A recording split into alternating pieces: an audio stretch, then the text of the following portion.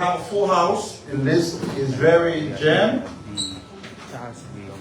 and we want to ask for your undivided attention as we start the press briefing. Today is the 5th of March, 2026. And about now, the President, His Excellency Joseph is convening a cabinet meeting at the Executive Mansion. That cabinet meeting has been attended by our dear Minister, Honorable Jeremy Mapipia, who returned to the country yesterday. Therefore, he cannot be here. He's attending the cabinet meeting called by the President. We just want to throw light on the agenda of that cabinet meeting, what it's all about. The President places a lot of emphasis on the implementation of the AARD. So this cabinet meeting is called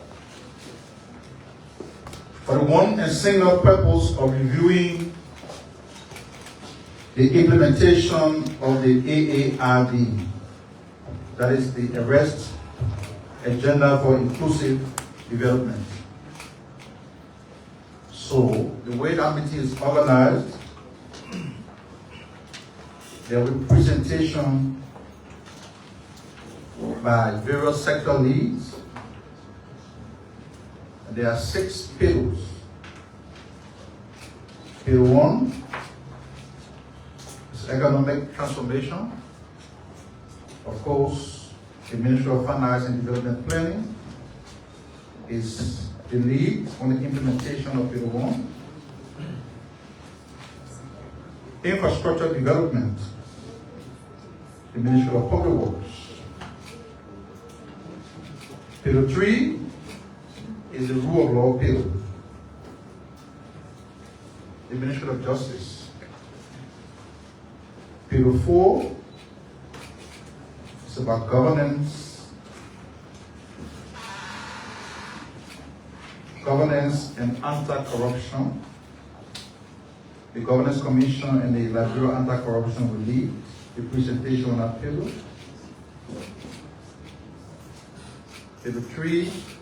Pillar 5, is environmental sustainability. The Ministry of Mines and Energy is the lead on that pillar. It will lead the presentation before the Cabinet. Pillar 6, which is human capital development. The Ministry of Education is lead, and it will lead the presentation. All of these presentations are intended to bring the President's Cabinet up to speed on where we are as a country as far as the implementation of the AARD is concerned. The AARD is a national development tool, and it is important for us as a country and as a government to regularly track how far we are with the implementation, to inform us on the way forward as far as the implementation is concerned. So Minister Pia is attending our cabinet meeting, and I'm very certain that at the close of the day, members of the media, the Executive Mansion Press, will have the opportunity to interview the minister at the close of that meeting, and then the public will be told what the outcome of the meeting will be.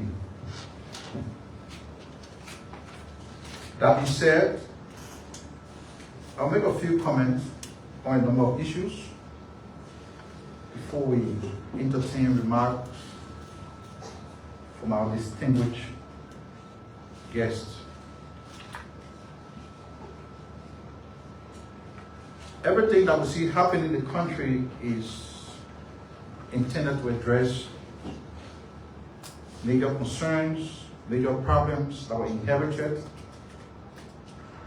So the Deputy Minister for Technical Services at the Ministry of Public Works, Mr. Prince Tamba, is currently in Tokyo, Japan.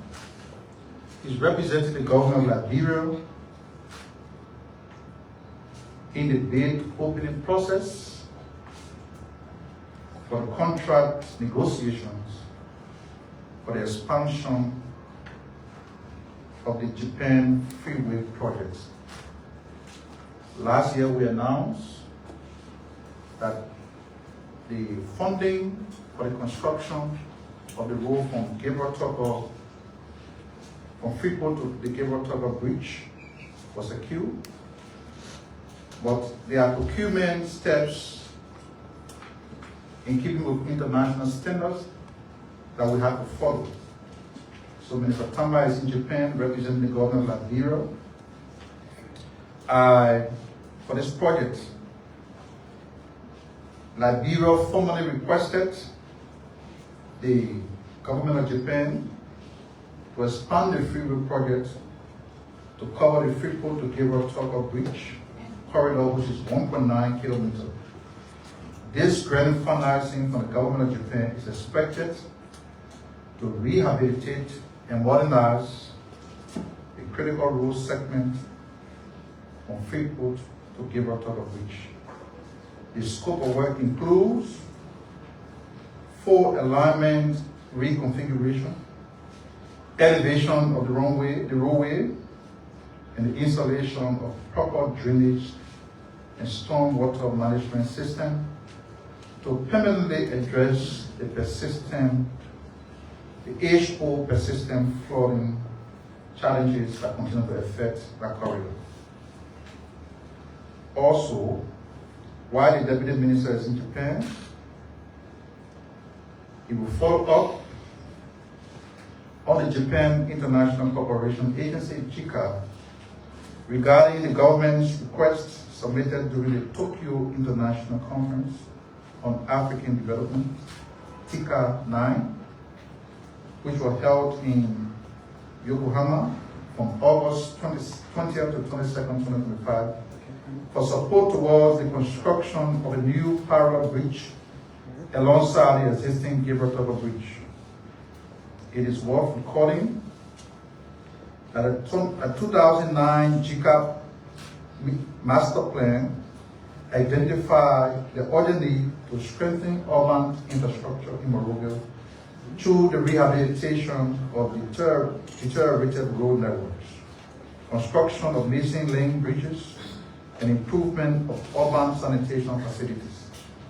The current initiative aligns directly with those strategic recommendations.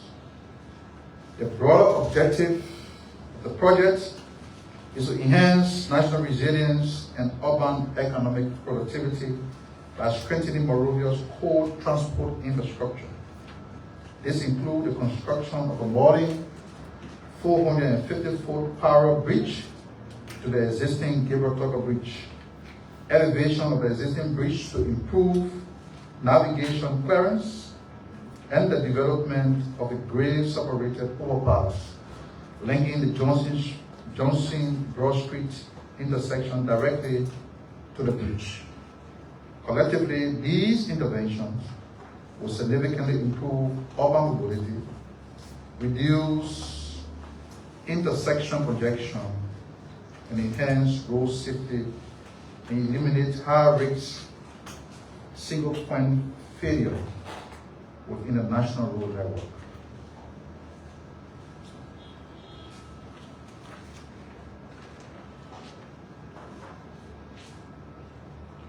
Yesterday, the President, His Excellency Joekai, signed Executive Order number 159, consolidating and expanding the mandate of the National the Liberia Refugee Repatriation and Resettlement Commission, the LRRC.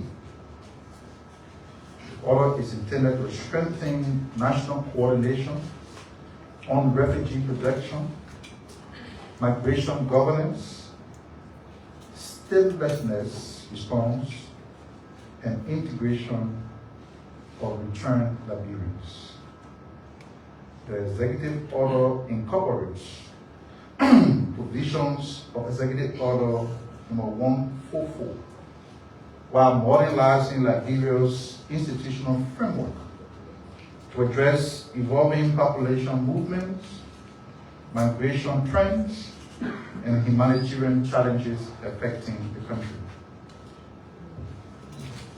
In issuing the order, the President emphasized that Liberia continues to experience complex migration dynamics, including mixed migration flow, residual refugee population, stateless persons in border communities, and the increased return and deportation of Liberian nationals from abroad. The President noted that a unified national coordination mechanism is essential to safeguarding national security, promoting social cohesion, and ensuring humanitarian protection. Under Executive Order number 159, the LRRC is expected to include refugee protection and durable solutions, including asylum coordination, voluntary repatriation, local integration, and resettlement, migration governance and coordination of border reception, and migrant referral systems, identification and response to statelessness, including data collection and nationality documentation support, reception, protection, and reintegration of deported and returned Liberians and internally displaced persons, migration data management, research and early warning analysis, and policy coordination as the government leads technical advisory body on refugee, migration, and returnee-related matters. The Executive Order further designates the LRRC as Liberia's central coordinating institution on all refugee, migration, statelessness, and returnee affairs, requiring full cooperation from relevant ministries, agencies, and commissions of government. Executive Order number 159 also establishes a transitional governance framework pending legislative enactment creating the Refugee and Migration Commission of Liberia, RAMCO, which will assume the responsibilities outlined in the order upon the legal establishment. Additionally, the Ministry of Finance and Development Planning has been directed by the President to take appropriate fiscal and administrative arrangement to support the Commission's expanded mandate, while the LRRC is authorized to engage international partners and donors consistent with national priorities. The Executive Director of the LRRC will submit periodic implementation report directly to the President to ensure accountability, oversight, effectiveness, oversight, and measurable progress.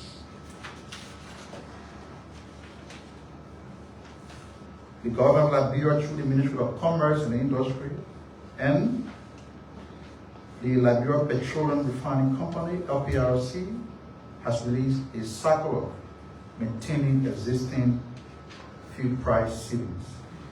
According to the new circular, retail prices remain at US $4.02, Liberian $755 for a gallon of gasoline or PMS, and US $4.33 or Liberian $810 per gallon for fuel. Based on the prevailing, these prices are based on the prevailing Central Bank of Liberia rate, which is at 187 to $1 US. The government assures the public that Liberia holds significant petroleum stock and that contingency measures are in place to prevent artificial shortages or unjustified price hikes. The government emphasizes continual market monitoring to safeguard customers while ensuring supply stability.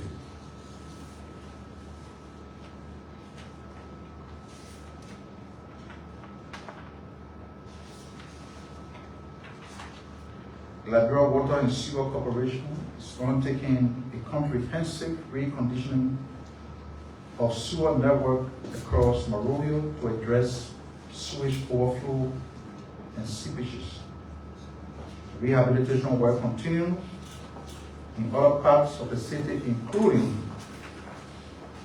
the persistent problem area at the center or intersection of Benson and Gary Streets in Central Monrovia. The LWSC has also begun drilling boreholes in major cities across Southeast Liberia to restore treated potable water to residents in our area. The LWSC announced that materials for the water project in Israel, Pligo, and Greenville cities have arrived, and the implementation is progressing on schedule. The corporation remains committed to fully restoring tap water service to all citizens in all regions of Liberia. The Joint Kennedy Medical Center, JFK, has launched a $132.87 million 5-year strategic plan with the goal of reimagining excellence to transform Liberia's premier tertiary hospital into a high-performing, patient-centered, multi-specialty, innovation-led institution.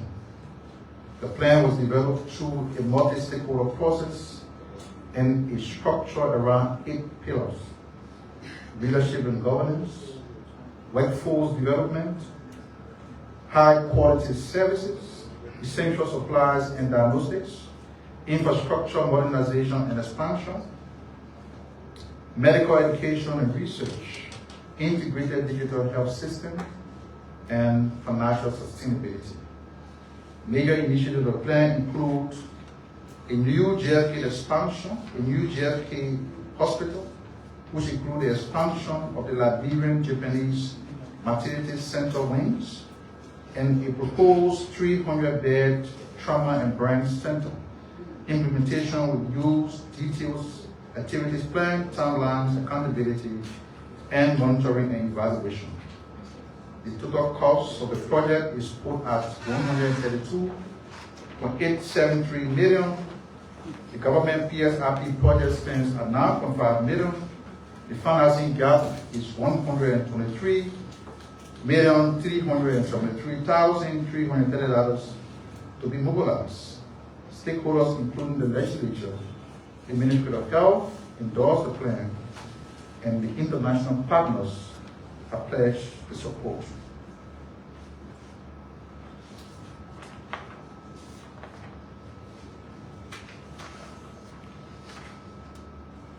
Yesterday, President Joekai launched the 2026 National Ramadan Rice Distribution at the Benson Street Mosque in Monrovia, and that launch and distribution will be done, or is being done, through the Minister of State of our portfolio, Madam Haja Mamaka Bintu. This initiative embodies the President's commitment to fostering unity by engaging with Muslim communities across Liberia during the holy month of Ramadan.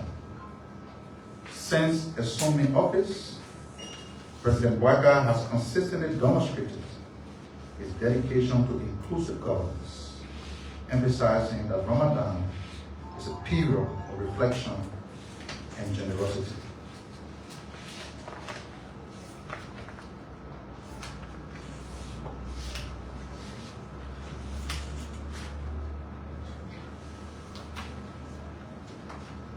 Lastly, before we invite our first guest to the podium, the Ministry of Finance and Development Planning is hosting a Korean delegation for the 2025-2026 KSP AFDB Joint Consulting on Domestic Resource Mobilization.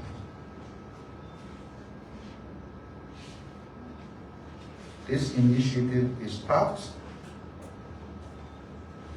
supported.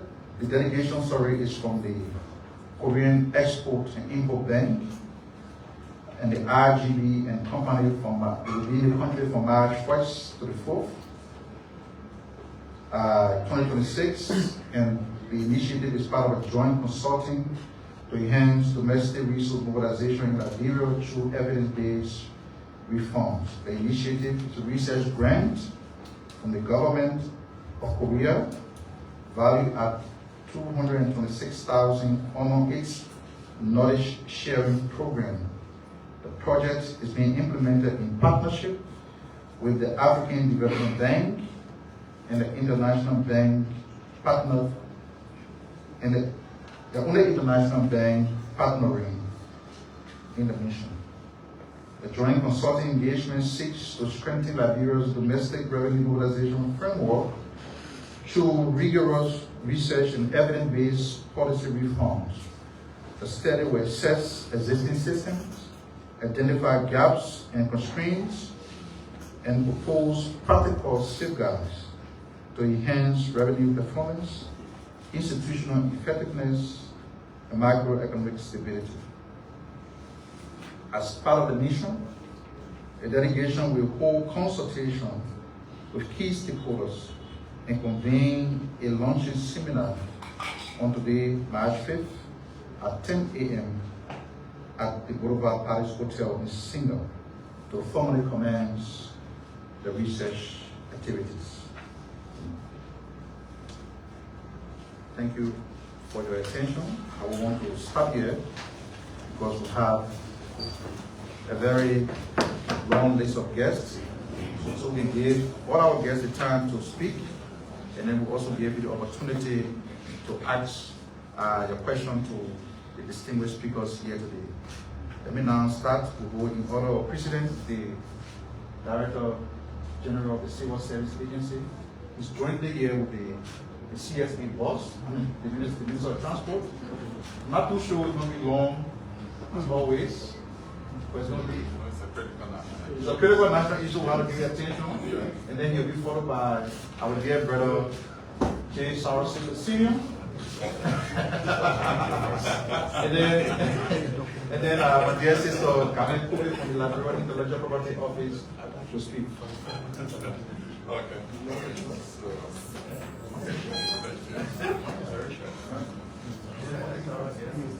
You want some? Yeah, okay. We all eat fish. And there's no so that's it?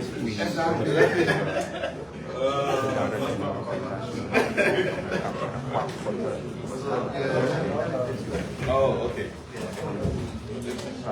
Yeah, mine will be mine will be shelter. Yeah, I know everyone will have to because I'm topping up. Good afternoon, friends and colleagues in Radio Land, members of the food estate. Let me start first by recognizing my able committee members. The Bongeman is here. That's how we like to open it. Bongeman is a Pele word meaning gathering, and that's the name given to the Fisheries Investment Conference. Let me now recognize the Ministry of Foreign Affairs, who is co-chairing the steering committee, the interagency steering committee. We also have colleagues from the Liberia Immigration Services, from the Liberia National Police, the Liberia Intellectual Property Authority, also here, the Golden Touch Corporation, the firm that was competitively recruited as the event planner for this conference. And then I call my striker and midfielder, who is also here to give guidance. Senior colleagues, the Honorable Minister of Transport, DG, Honorable Sando, thank you for affording us this platform, and other colleagues. Let me just give a little quick background context of why we are organizing or intending to host the National Fisheries Investment Conference.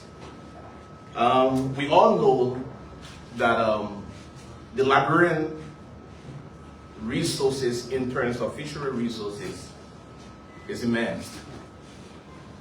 254,000 biomass, that is population, of deep water species, or fish as you will call it, and 94,000 of surface water. Out of those, Liberia is harvesting just 53,000 metric tons every year. As part of that 53,000, 17,000 is harvested through our international tuna vessels.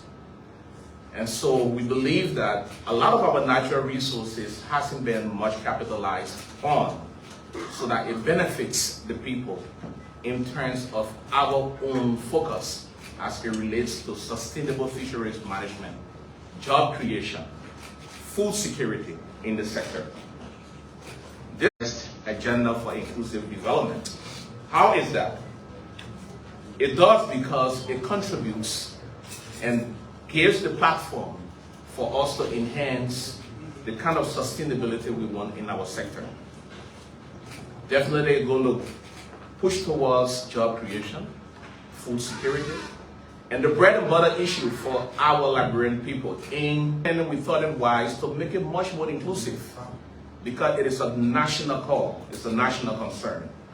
And so we got the National Investment Commission on board, the Bureau of State-Owned Enterprises on board, the Liberia Artisanal Fishermen Association, the Liberia Intellectual Property Authority, Liberia Maritime Authority, National Port Authority, Ministry of National Defense, Ministry of Agriculture, the Liberia Immigration Services, Liberia National Police, Ministry of Commerce and Industry, Central Bank of Liberia, the Liberia Business Registry, National Oil Company of Liberia, the Ministry of Information, the Ministry of State for Presidential Affairs. The conference will go for 2 days. It starts March 30th to the 31st, and it will be held at the Fatima Hotel. One of the reasons why we didn't opt for the ministerial complex because of the ongoing construction. And so that will put our guests into a kind of traffic jam. And so from March 30th to the 31st, we're going to convene at the Fatima Hotel, which of course is a 2-day event. The structure of the conference will have what we call a blue marketplace. And that blue marketplace is intended to showcase some of our exotic species in our waters. So the National Fisheries and Aquaculture Authority, scientists at the Fisheries Authority will be speaking to guests and showcasing some of our high-value species. We'll also have our development partners showcasing some of the interventions they are doing in Liberia. We also have guests coming in from Slovenia to showcase what we call the Blue Tracker technology. It's a kind of technology that fight against illegal fishing. And so Liberia is kind of partnering with them to see how well we can introduce artificial intelligence into fighting IUU. We'll also have our colleagues coming in from Morocco, the fisheries, international fisheries industry, to showcase some of the ways they add value to fisheries and how can we learn from it. We'll also have Liberians, fish farmers, showcasing some of their species, the tilapia, the catfish, and how it is grown. And we have value addition from some of our entrepreneurs, SMEs, that are in Liberia. The conference, as I said, will be for 2 days, and it's broken down into different segments. Day 1 will actually look at full thematic areas. We'll be looking at what we call the fisheries and the blue economy as drivers of economic transformation. The moderator of that session is coming from the University of Cape Coast. The sustainable fisheries management governance, and the moderator of that session is a former UNFAO colleague who's coming in to help. Investment opportunities in aquaculture and inland fisheries will be done by the president of the Chamber of Commerce for Aquaculture in Ghana, will be moderating that. Financing the blue economy will be moderated by Honorable Depu Zuo, Deputy Minister of Economic Management, Ministry of Finance and Development Planning. Each one of these sessions will have panelists, and so the panelists are mixed between Liberians and international. They too will look at climate resilience and environmental sustainability, and that will be done by our own Joseph Charles, Assistant Director, and BBNJ focal point at the Environmental Protection Agency. And then we'll have value addition, trade and market access, which will be done by Honorable Stephen Mamu, Director General of the Liberia's Tender Authority, and he will be moderating that. Technology innovation and skills development will be moderated by Mr. Dries Taxa, who is from the Atlantic African Fisheries Commission in Rabat, Morocco. Community development, livelihoods, and social inclusion will be moderated by Lovin Kibushini, who is the president for the Women Fish Processors and Traders Network around the world. She's based in Uganda. Strengthening partnerships and blue economy development will be moderated by Kelvin Augustine Abuka, who is the manager for investment advisory, coming from Uganda. So there will be 9 experienced professionals moderating the 9 different partners, 6 international, 3 nationals. The panelists will be 44 panelists. Every session we have panelists. And there will be 32 international panelists and 12 nationals. The opening ceremony will be graced by 6 ministers coming from the region. The Minister of Fisheries from Morocco, the Minister of Fisheries from Ghana, the Minister of Fisheries from Sirleaf, the Minister of Rural Development from Sirleaf, and the Secretary of State for Commerce from Morocco, and also our own Minister of Finance and Development Planning, as well as our Minister of Foreign Affairs, and the Chairman of the board with the Minister of Agriculture. The President, His Excellency, will be launching 3 key documents for our sector. The 10-year strategic plan for the fisheries sector in Liberia will be launched by His Excellency. A public-private partnership strategy will also be launched. And an investment plan. These 3 documents are kind of essential to give us a direction of where the fisheries sector will go in the next 10 years. There will be 3 key partnership agreements signed. And those partnership agreements, one will be with Orange Liberia on how can we tap into the digital space in fisheries, using mobile technology in fisheries. We'll also have a partnership agreement on the Sea King. You all covered the Sea King last year. So the Sea King will have now a company. The process is almost done. We'll be signing a partnership agreement to operationalize the Sea King for the first 5 years. And then we'll see the output. When you go to Rabasput, there's a fishing cluster that was abandoned for almost 6-7 years. We're able to tap into a PPP partnership, and we'll be signing a 5-year agreement to revitalize the Rabasput cluster. Liberia will also be presenting 3 bankable investment proposals. One we call the Liberia Industrial Fishing Fleet. Our goal is to make sure that the country buys its own fishing fleet and outsource it to companies, could be Liberian companies, that will partner with other companies to be able to get more involved in the fishing industry. And so the Liberia Industrial Fishing Fleet will be looking at 2 strippers, 3 semi-industrial, and also we'll be looking at other technologies that will help to tap into that space.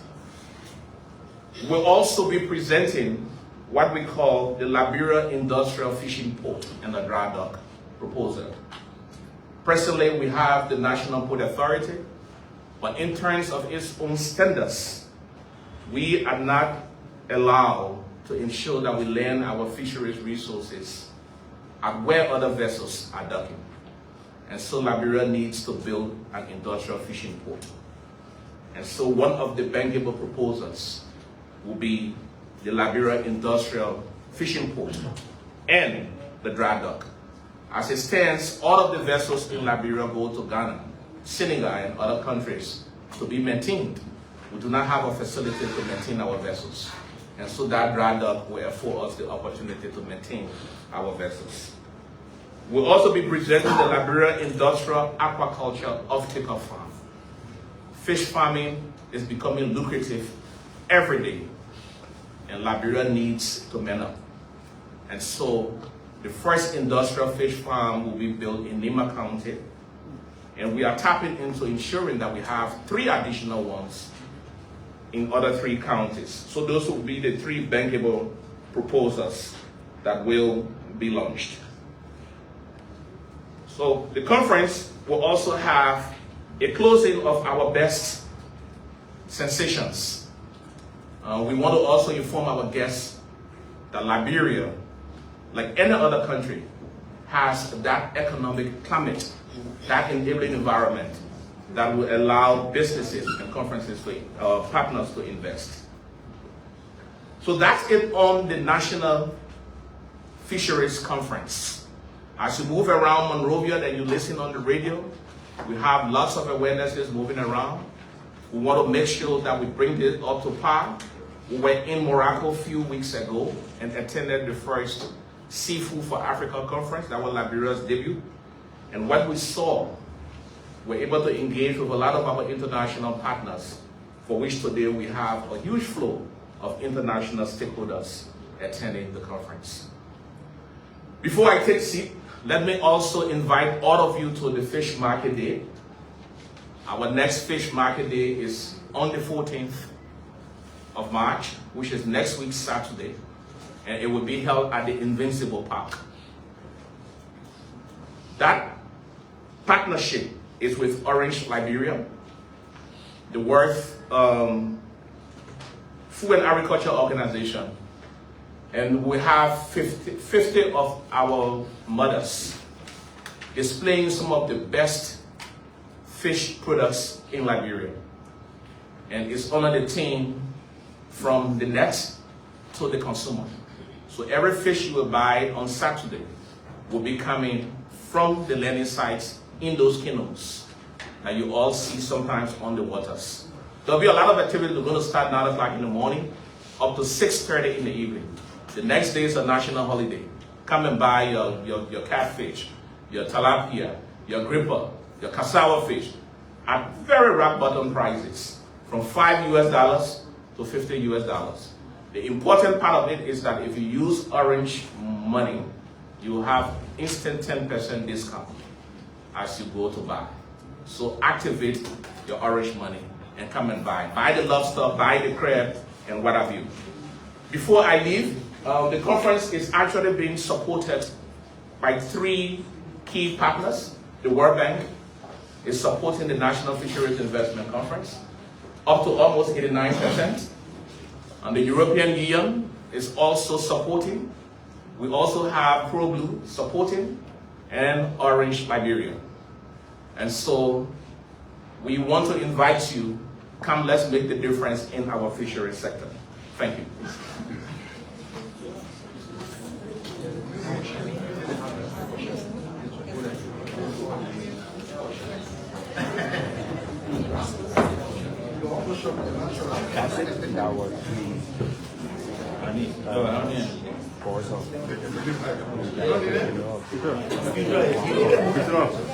No, all right.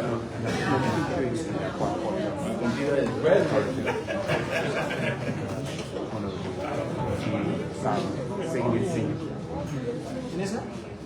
People say that we are short, we want to carry us. Oh, really? Yeah, you did that? Oh,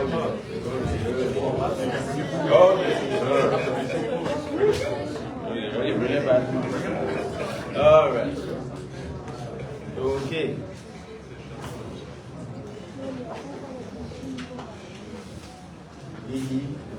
CSA, Honorable Josiah,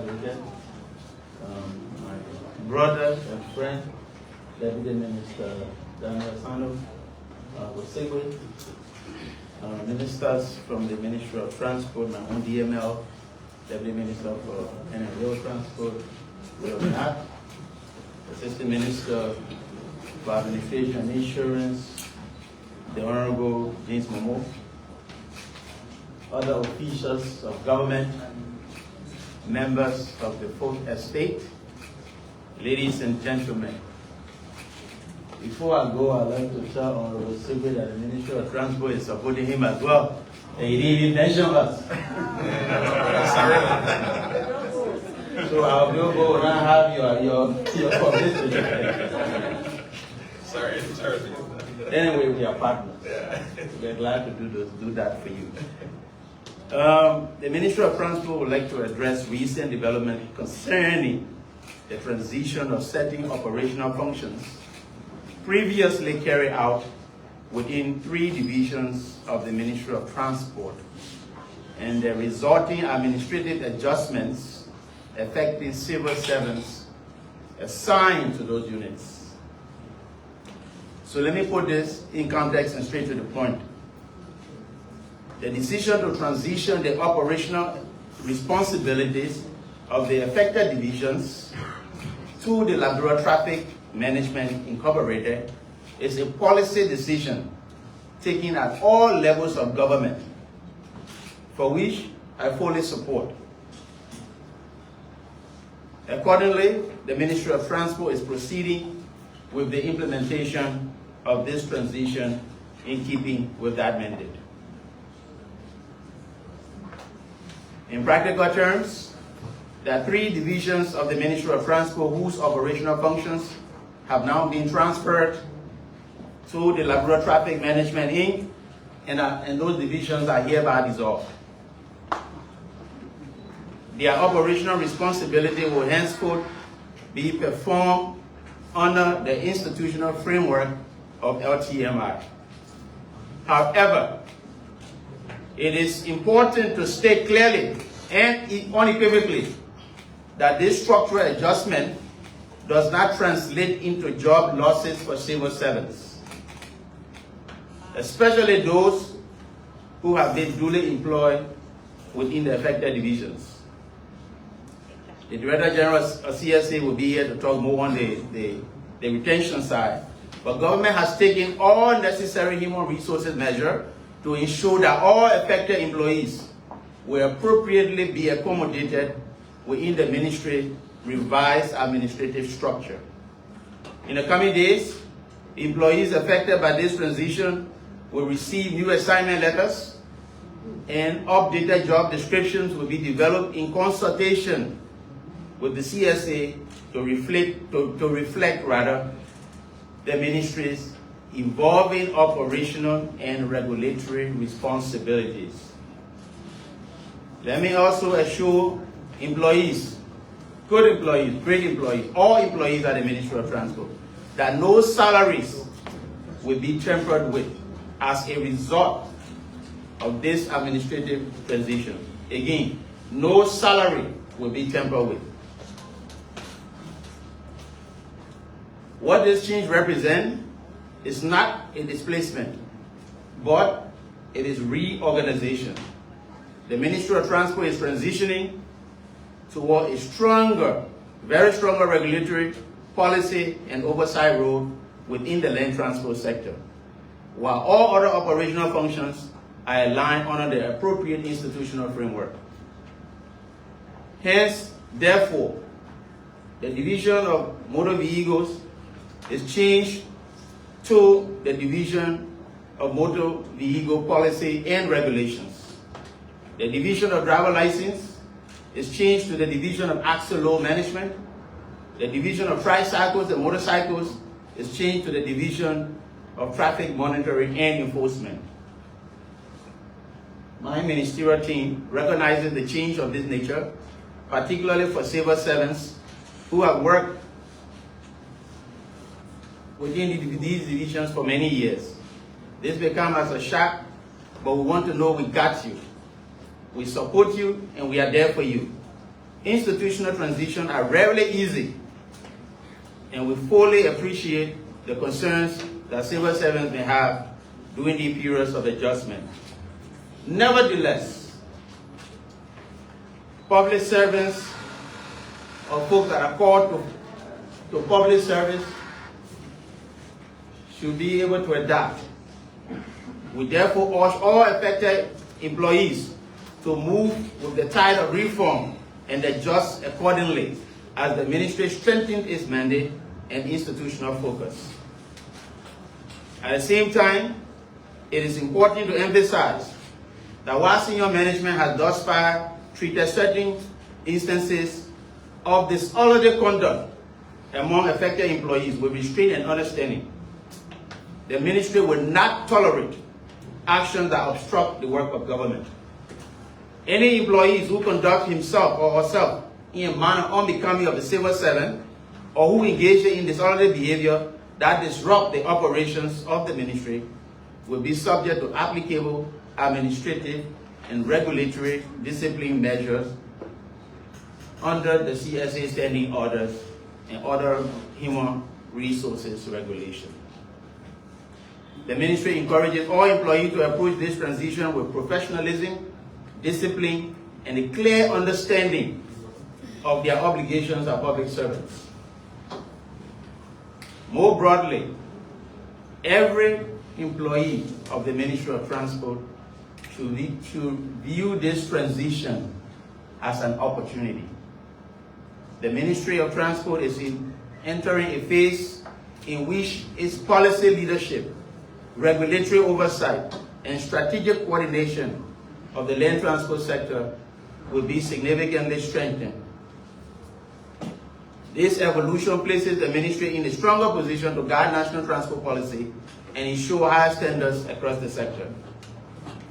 We therefore encourage all employees, including those affected by this adjustment, to rise to the occasion and contribute constructively to build a stronger, more stronger and more responsive transport sector for the Republic of Liberia.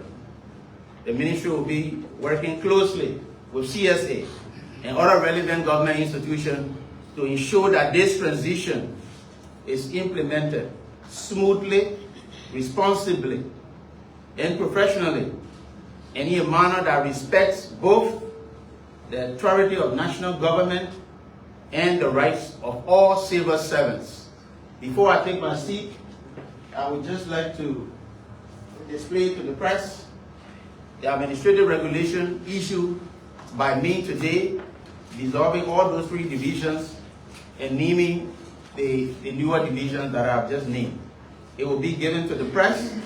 You can contact our Director for Press and Public Affairs, Mr. Shedrick Brown, who is here. The Director General of CSA will now come on and present the human resources side of the government, and we'll take any questions therefore. Thank you. Oh, you want me to edit off? Oh, okay. Wait, come on. Yeah, I will share it, but. All right, we'll catch it. All right. Okay, all right. 1 minute. It's okay now, we'll say share it. We'll share it, yeah?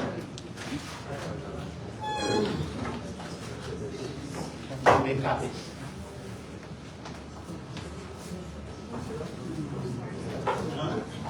Thank you, Honorable Minister Sirleaf, my dear cabinet colleague, the Honorable Deputy Minister of Information Honorable Daniel Sano, and the entire MOR team. It's really a pleasing honor to be back here. I know this place is a place that is a familiar spot. I'm always here regularly. And the last time I was here was when we transitioned the cultural affairs and tourism departments to the Liberia National Tourism Authority. And so I'm glad to be back here today. Honorable Saybae, the NAFA DG, my dear sister and colleague, the intellectual property giant, always refer to her, distinguished colleagues of government,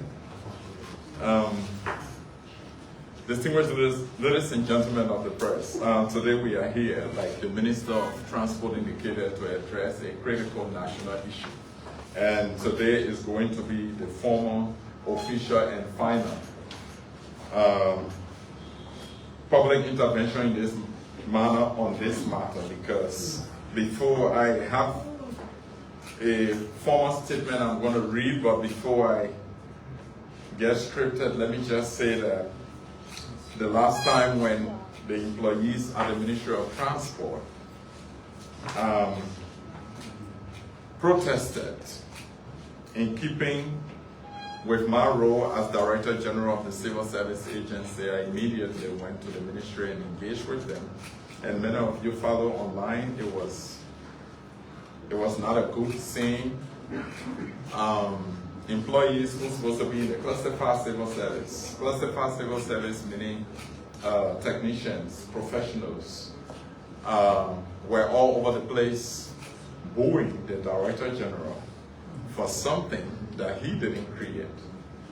And it was incomprehensible that I saw many faces of friends who I know and people who play or serve in critical roles at the Ministry of Transport involved in such unacceptable acts. And I could understand their frustrations. I could understand why they were manifesting the way they did. But again, those actions are unacceptable and unbecoming of a civil servant. However, we remain calm. We calm the situation. We assure them that definitely the concession was not their making. And besides that, it has served the institution, some of them for 5, 10 years, 12 years, 15 years. They have now become professionals, and beyond their contributions, they are institutional members, and that they have to be referenced in the service of the institution and service to the Liberian people, to which they've committed. Again, as Director General, I convened an immediate meeting at the Civil Service Agency, and I'd like to say thanks to my dear colleague, Minister Tyler, who spent the entire day along with his Deputy Minister for Administration in my office, along with representatives of the quote-unquote concerned employees in my office. We were also joined by the president of the National Civil Servants Association. We spent an entire day. We engaged. We reasoned together. And we agreed.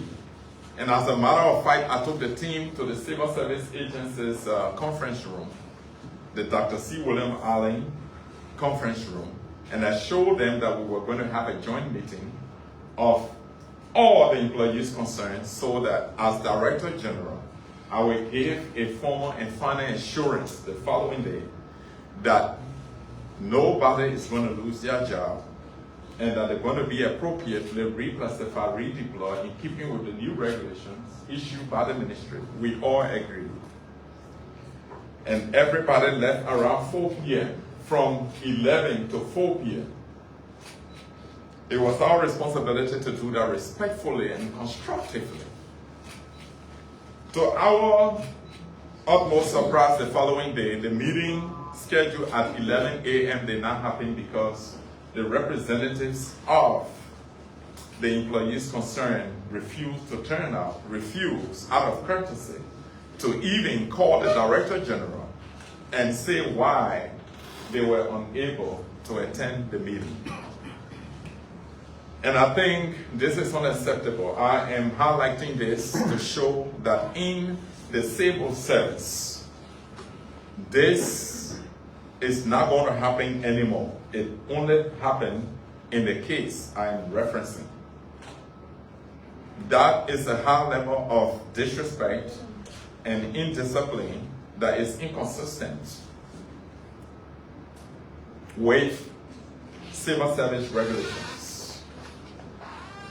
And so the purpose of going off script for the few minutes is to let you know the gravity of the issue, and that today we are here to bring this to finality. And so, distinguished ladies and gentlemen, the Civil Service Agency wishes to address recent public interest concerning administrative and human resource adjustments affecting certain operational divisions within the Ministry of Transport in the wake of the Liberia Traffic Management Incorporated concession.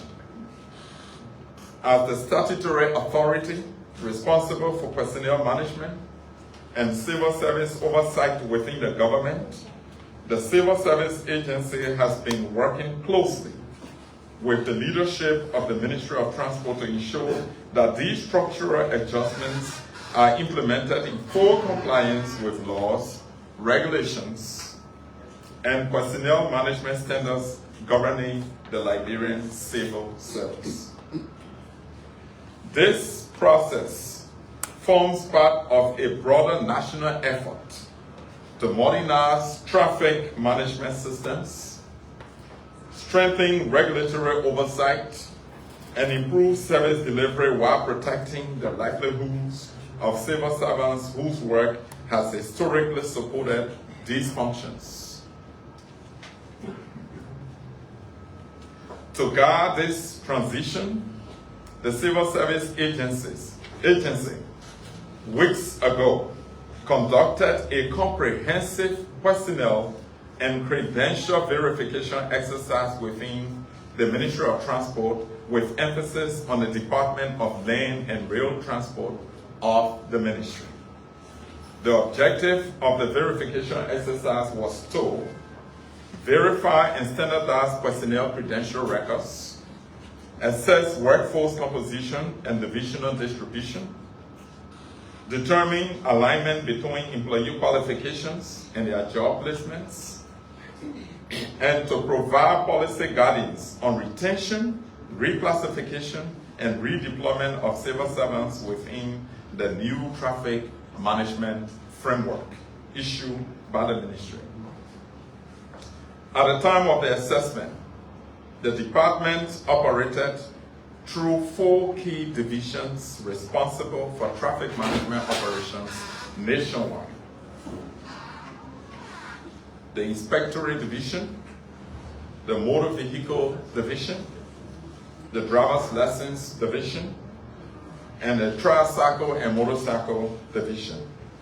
Collectively, these divisions previously handled vehicle registration services, driver licensing administration, traffic regulatory enforcement coordination, and regulation of motorcycles and tricycles. These operational responsibilities are now transitioned under the government's traffic management concession framework with the Liberia Traffic Management Incorporated, the LTMI. Let's look at the workforce verification results. The Department of Land and Rail Transport had a total workforce of 191 employees. The Civil Service Agency verification exercise established the following. Out of the 191, 176 employees constituting 92% were successfully verified and validated. 15 employees constituting 8% remain unverified. And many that they did not appear before our analysts, they were never seen. And as we make this presentation, the Civil Service Agency has blocked those 15 names on the payroll, pending their appearance for us to know whether or not they are human beings first, then second, employees of the Ministry of Transport. So let me emphasize clearly. All 176 verified civil servants will be retained within the Ministry of Transport's workforce and supported by the government as has been. No verified civil servant will lose employment as a result of this reform. Let's look at the workforce distribution across the divisions. The verification exercise examined workforce distribution across the existing divisions. Inspectorate division alone constituted 99 employees. Prior, it is less than that now because it's a total of 176. Prior constituted 99 employees, constituting 52%. Motor vehicle division, 55 employees, constituting 29%. The driver's license division, 20 employees, constituting 10%. The tricycle and motorcycle division, 4 employees, constituting 2%. And then all those in the category of clerks, of attendants, dispatchers, which falls in the administration category, were a total of 13 and constituted 7%. Let's look at the workforce qualification of these people, the qualification. So the Civil Service Agency assessed the alignment between employee qualifications and job placements, people who are regular placed, wrongly placed. So those who are regular placed of that number are 155, constituting 81%. Those who are overqualified, meaning who have professional and academic qualifications, years of experience, but are serving in roles that don't align with their professionalism, are 19 in total. And that constitutes 10%. People who are underqualified, who must not be in the roles that they are currently in, they are 14 in total, and that constitutes 7%. And people who are completely displaced, they are 3, constituting 2%. So the findings confirm that the majority of civil servants are appropriately positioned within those divisions in their roles, while a smaller number require reclassification, professional development to strengthen role alignment. So what is their educational qualification that's supposed to match the roles that they're serving? We also did that assessment. The educational profile of the workforce demonstrates a diverse combination of professional experience and academic qualifications. Now, what are the numbers? In the 4 divisions I talk about, I know the minister did not talk about inspectorate because it's obvious. Nobody touching inspectorate.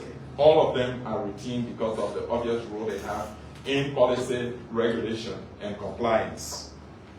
But of the 4 divisions in question, only 2 people have master's degree of the 176 that we are retaining 2, and that constitutes 1%. You have 39 people who hold or obtained bachelor's degree of various types. That constitutes 20%. And you have people who are classified under what we call university students. They are people with no degrees. They are only going to school, they are students. That category constitutes 72. They are 72 people. And that constitutes 38%. These are people who are still in school. You have 4 people who hold or possess associate degrees of various types, 4, and that constitutes 2%. And you have 68 people who only possess high school diploma, 68 in the 4 divisions, and that constitutes 36%. So if you combine people with high school diploma, 68, and combine only university students, 72, well, you do the math. That's the highest category. And then those with no formal credential, academic or professional, there are 2, constituting 1%. So the findings highlight the importance of capacity development and professional training to support the modernization of Liberia's traffic management system. Now let's look at workforce sustainability profile of the 4 divisions impacted by the concession. The age profile of the verified workforce confirms that the department retains a strong and sustainable pool of human capital, and it's true. Here's why. You have 142 employees in the 4 divisions that are below the age of 55 years. Below the age of 55. And that constitutes 81%. But you also have 20 of them who fall between the ages of 55 and 59. That's 11%. And Minister, that's where we need to place emphasis on succession planning. So 60 years and above, there are 14 people who fall in the retirement bracket. And if any of these people are in general support in the civil service, not the classified civil service, technical and professional, they all will be retired. Because the ministry does not really need them necessarily to be there, they can be retired. And that's 8%. So the total of this number is 176. So the structural reorganization of the divisions, the minister has laid it out, it is in the regulations. All we are trying to do here is to emphasize that the CSA supports 100%, and our human resource or workforce reorganization is consistent with that provision or those provisions of the regulation. So the structural reorganization of divisions. So in accordance with the new regulatory framework, the former operational divisions by the regulation has been dissolved. They are motor vehicles, driver's license, tricycle, and motorcycle as emphasized by the minister. The operational mandates previously exercised by this division relating to vehicle registration and driver licensing are now transferred to the LTMI. Establishing the new regulatory divisions, which the ministry has done, the divisions of motor vehicle policy and regulation, the division of asset law management, and the division of traffic monitoring and enforcement. This division repositioned the ministry from direct service delivery toward policy development, regulatory oversight, infrastructure protection, and enforcement coordination. Why is it important for me to emphasize this? It tells you the pattern by which we are doing the workforce reorganization. So workforce retention and redeployment framework. The government has adopted a balanced workforce transition framework. Retention of verified employees, civil servants. All 176 verified civil servants will be retained within government service and redeployed in appropriate roles within new regulatory divisions and related oversight responsibilities. The voluntary transition opportunity to LTMR. Voluntary transition. Voluntary. I'm emphasizing and underscoring, especially for my professional colleagues in the media. Voluntary. This is not mandatory. Voluntary. Up to 30 qualified employees have the opportunity to transition to the Liberia Traffic Management Incorporated. Voluntary. The transition is entirely voluntary of the 176 based on our discussion and understanding reached with LTMR. They can accommodate 30 qualified employees, but it is voluntary, meaning they have the choice. Employees who wish to make this transition simply need to express their interest through the established administrative mechanism already in place. Employees have until March 12, 2026 to make their LTMR transition choice clear. After March 12, this opportunity will no longer exist. I will repeat that. Employees have until March 12, 2026 to make their LTMR transition choice clear. After March 12, this opportunity will no longer exist. It is important to clarify that employees who transition to LTMR will no longer be considered civil servants. They will instead become employees within the private sector and will be governed by the Decent Work Act of Liberia, which regulates employment conditions within private sector institutions. Employees who choose not to transition will remain civil servants within the Ministry of Transport and will serve the government of Liberia as civil servants and will be assigned to appropriate roles within the Ministry of Transport's new regulatory framework. The Civil Service Agency and the Ministry of Transport, therefore, are currently finalizing the following: organizational structures of the new divisions, the minister told you, staffing configurations, reporting lines, performance benchmarks, compliance indicators, detailed job descriptions.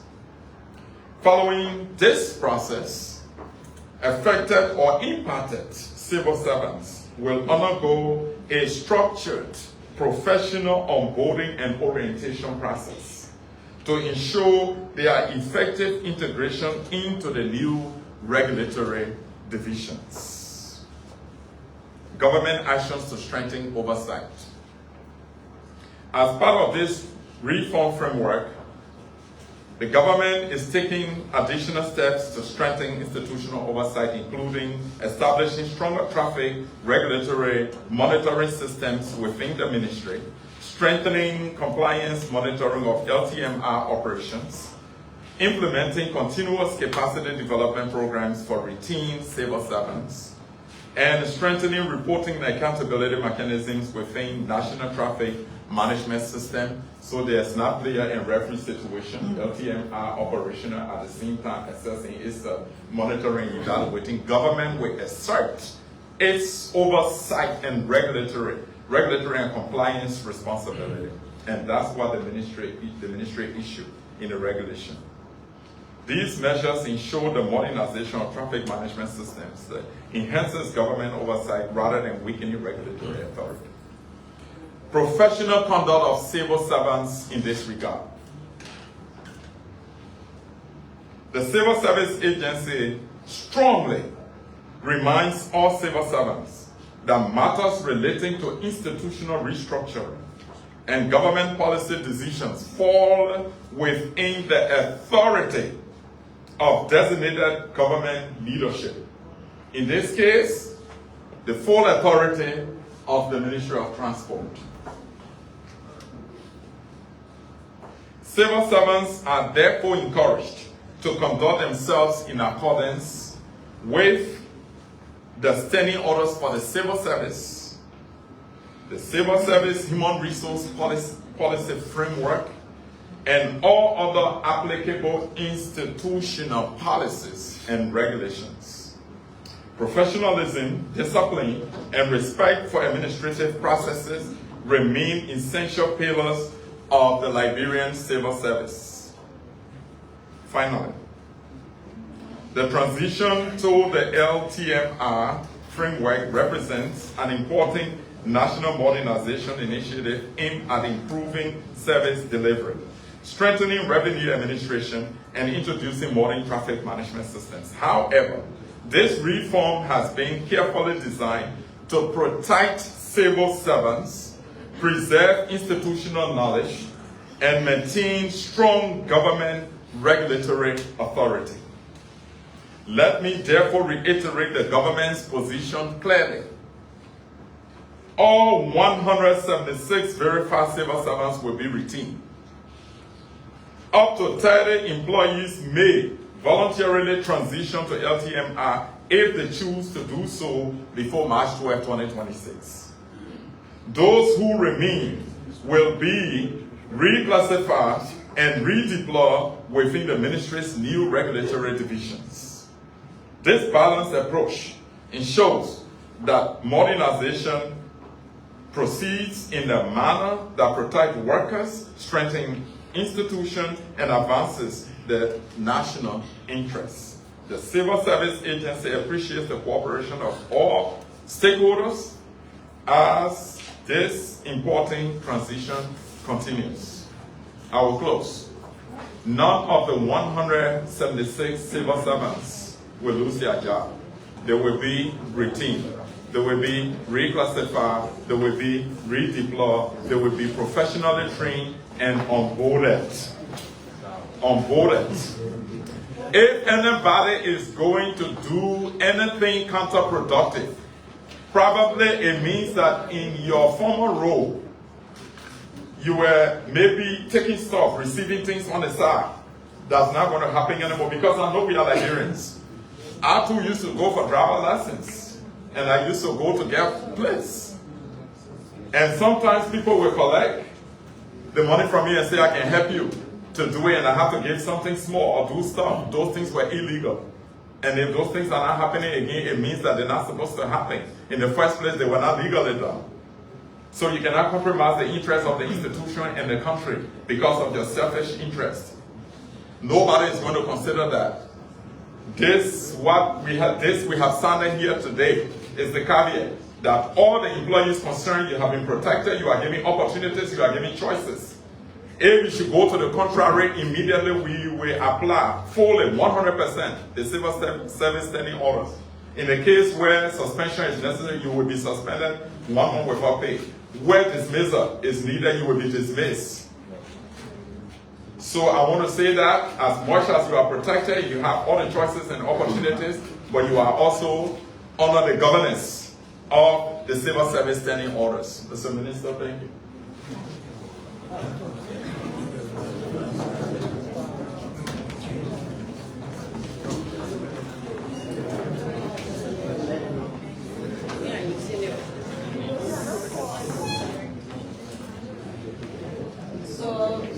Thank you, the State Minister Sando, for this opportunity. I think we have been here and we are there again. I want to recognize the G.M.A. the Minister of Transport. Thank you very much for your service and your coordination with my big brother from CSA. It has not been easy, but that's what we call service to country. I want to recognize the Fisheries team here. I want say Junior, the senior man. Alright, it's good that we are part of your conference because it's very important that we collaborate and coordinate. To the media, I want to say thank you again for this platform, and also to all our colleagues out there sitting with us. I want to recognize you people because it's important that when we come to this press briefing, you are part of us, we recognize you. Alright, to the media and the listening audience, the Liberian people, we were here last year. We had a high power delegation from our regional office, the African Regional Intellectual Property Organization, ARIPO. That body came for a specific reason, and the reason was to meet our stakeholders on some of our outstanding treaties and protocols. So we witnessed a few days ago, the President, His Excellency, Josiah submitted 8 outstanding treaties on intellectual property in Liberia. So the outstanding treaties are,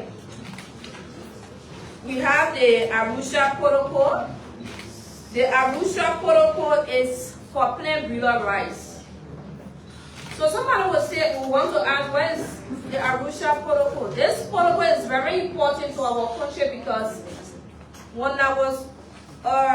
we ratify this treaty, it will give our farmers the agro-business people that opportunity to trade in 22 countries.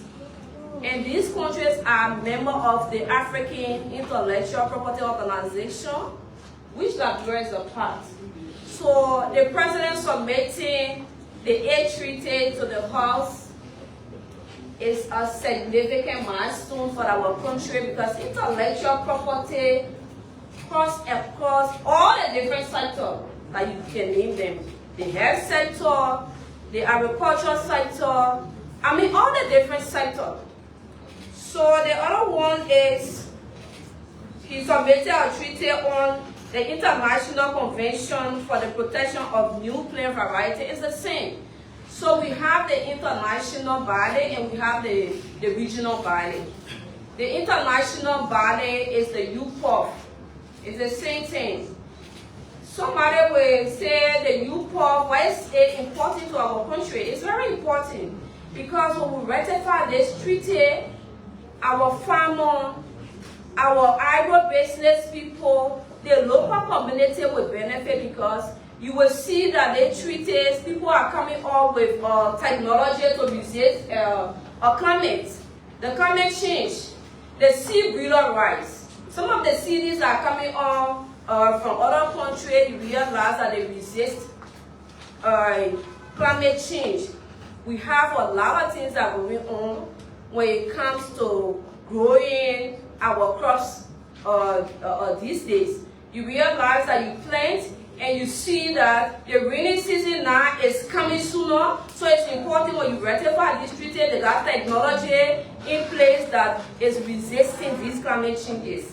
So we got a Kampala Protocol. Why is it important for the Kampala Protocol? The Kampala Protocol is for the voluntary registration for all copyright.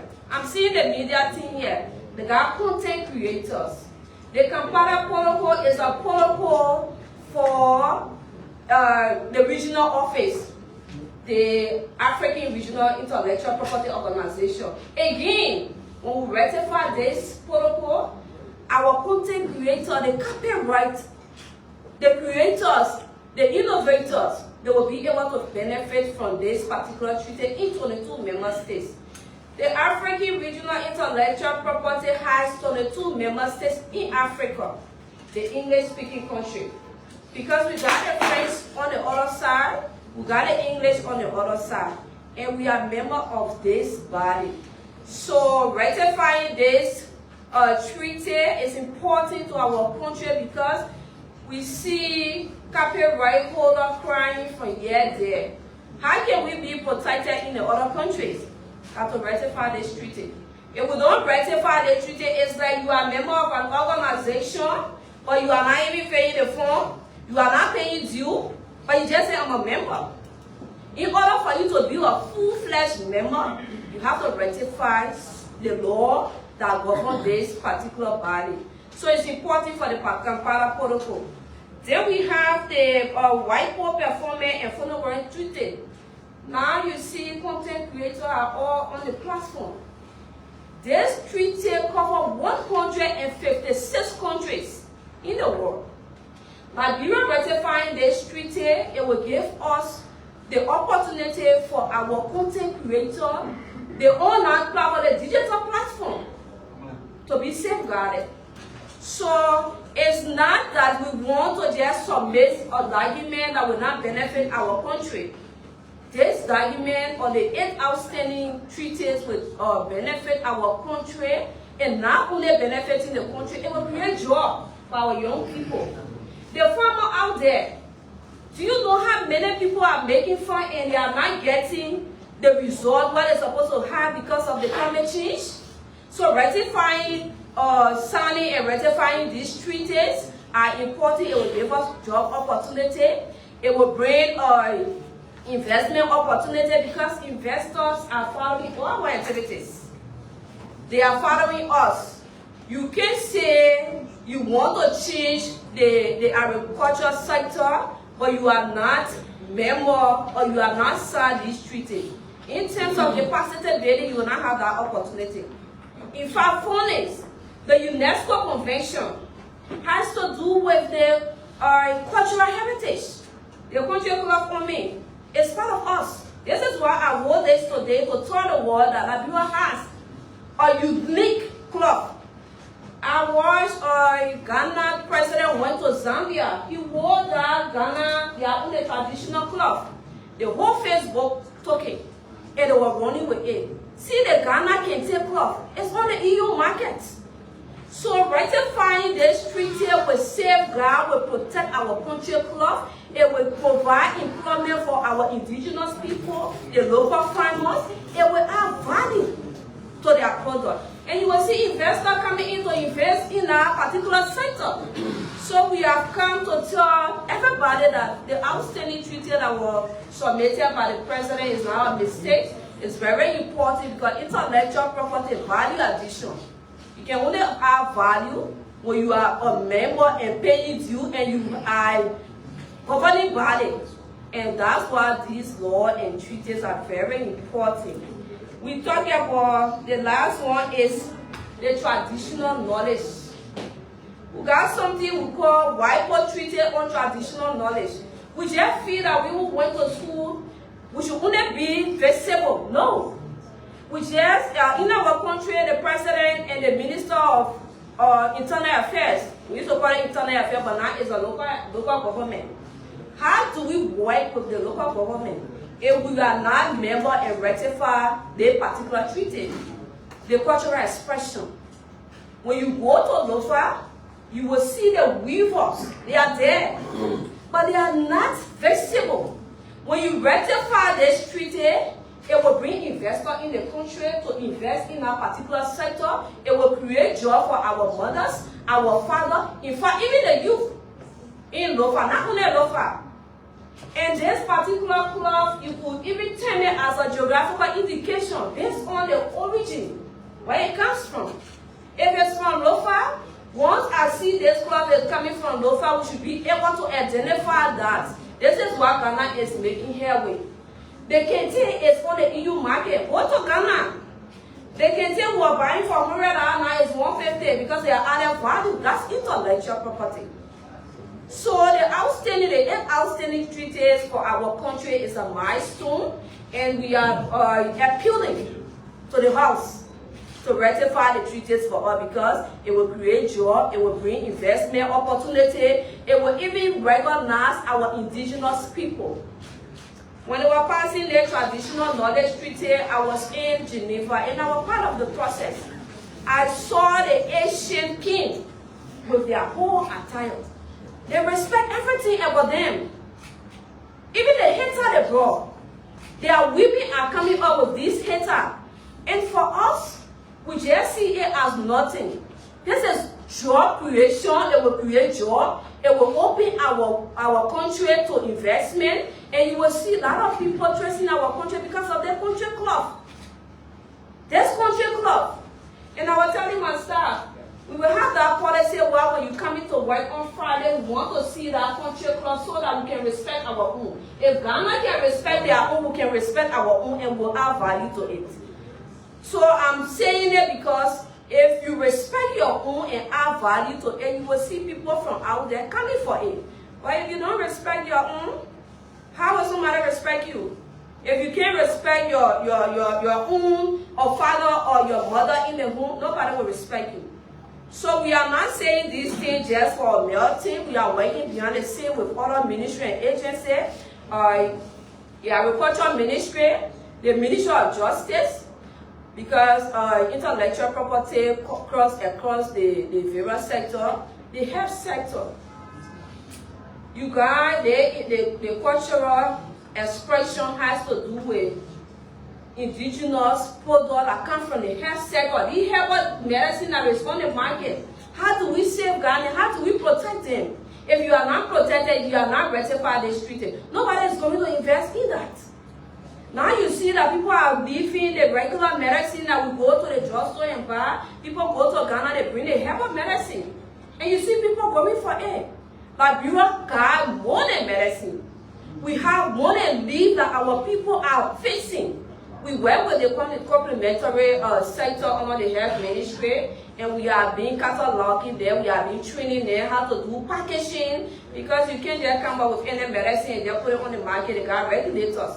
So after the regulations, the IP office is telling you, you can package it like this so that it can be presentable to the market, and somebody will be able to come for it. So over the week, we had a training with some of our creators, innovators, and SMEs. We trained over 156 people in the different sectors. So the reason we had a training, we realized that we are carrying on a lot of awareness, but we still seeing a gap. We see musicians who are fighting from here and there with their managers. We see SMEs who still got their products on the market, but it's not presentable. They are not presentable. How are they marketing? How are they making the money? So we have 3-day workshop and training, one-on-one, training them how to add value to their product from stage 1, 2, 3, how people can go into contract with their manager in terms of the copyright holders. So it's very important that we come to the press and brief the press, because people will say, well, the IP office is just sitting there. No, we are not sitting. We are working with all the different right holders, the creators, even the media. I went to OK and I was telling them, every time I'm in OK, all the media outlets, you have that unique name. I can decide to take OK. You are not registered under the authority of Liberia. Anybody could run with it. So we are telling you that this particular logo and name you got, you can make money out of it. Why are we going to China to take product from China and come market it when you can carry your name in China and brand it and come and sell it? So you realize that you take the product from China, by the time it's visible that you are making money, the manufacturer say, look, we get a product to you for 2 years, you are no longer carrying it to your country. You can't do nothing. That's his private right.